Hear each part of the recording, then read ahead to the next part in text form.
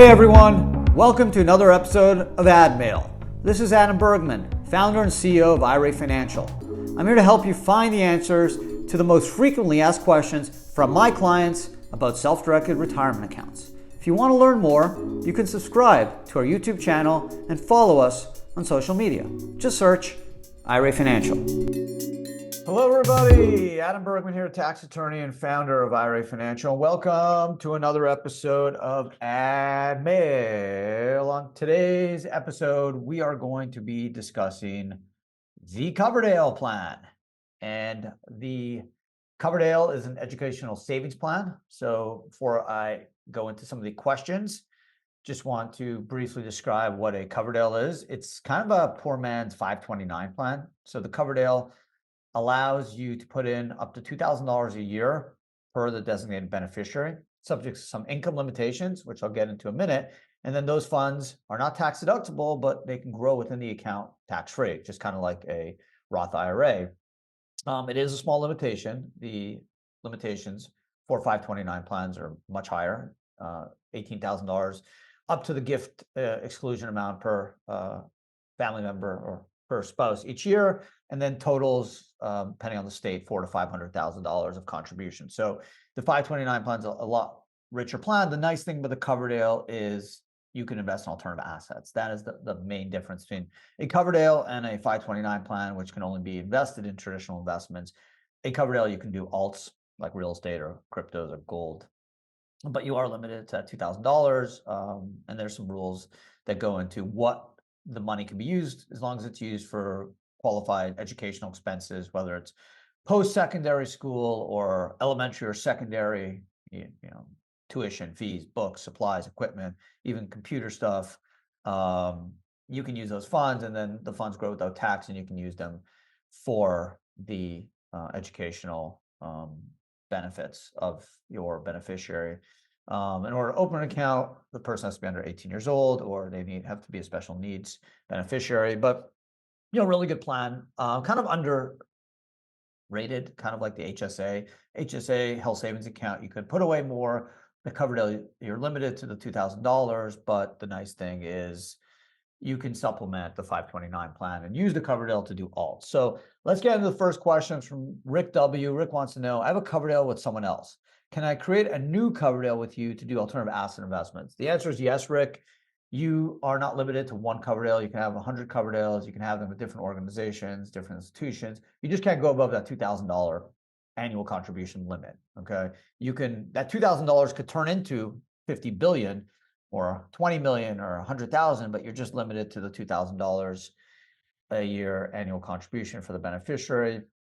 From an income limitation standpoint, there are income limits on who can make contributions. If you have modified adjusted gross income of 110,000 or 220 married filed jointly, you cannot make Coverdell contributions for your beneficiary. 110 or single, 220 if you're married filed jointly. If you make more than that, you cannot do a Coverdell. You can still do a 529, but you cannot do a Coverdell plan. So that's a really good question. Thank you, Rick. Second question is from Tatiana T. Tatiana wants to know, I have a 529. Can I also do a Coverdell? Yes, you can supplement the 529 with a Coverdell plan.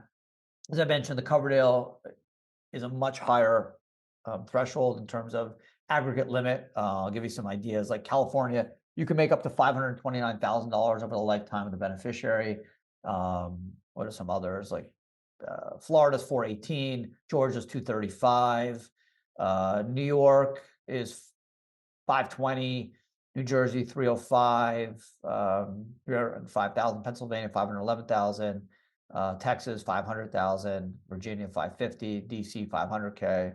So just to get an idea,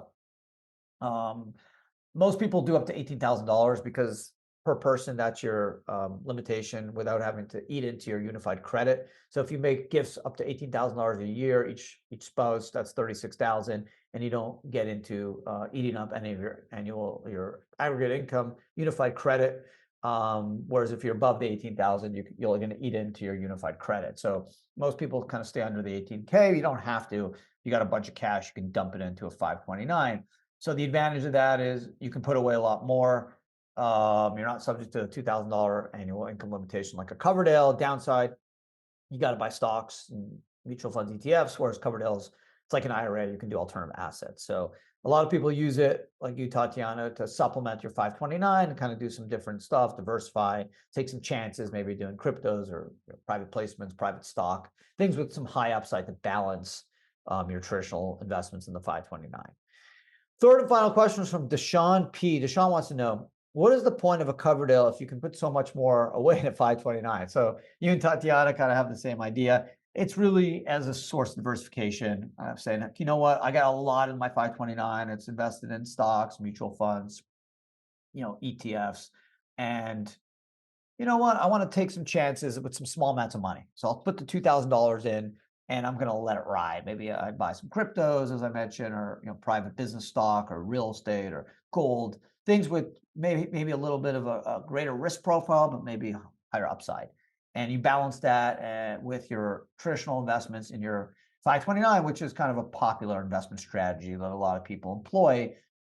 This way, you're only putting a few $1,000s away.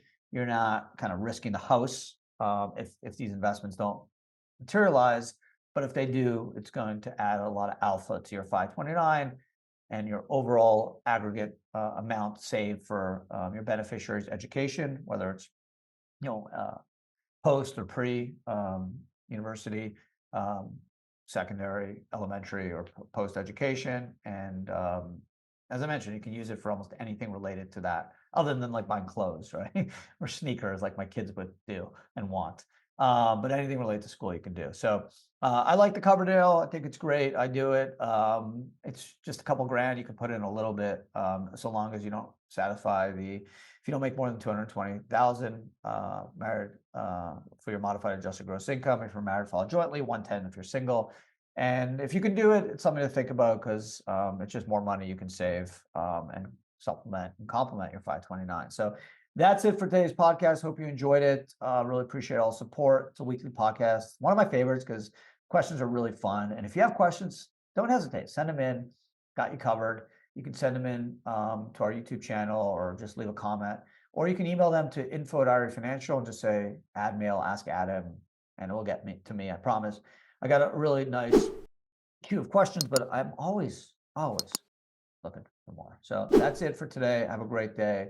And I hope to see everyone again next week. Thank you.